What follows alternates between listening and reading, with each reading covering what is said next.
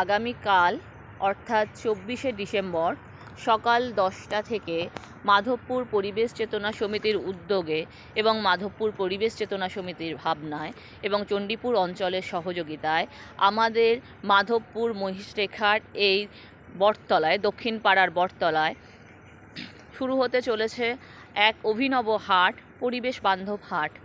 সকাল 10টা থেকে বিকেল 3টে পর্যন্ত এবং এই হাট চলবে 31শে ডিসেম্বর সকাল 10টা থেকে বিকেল 3টে পর্যন্ত। কালকে শুভ সূচনা হাটের।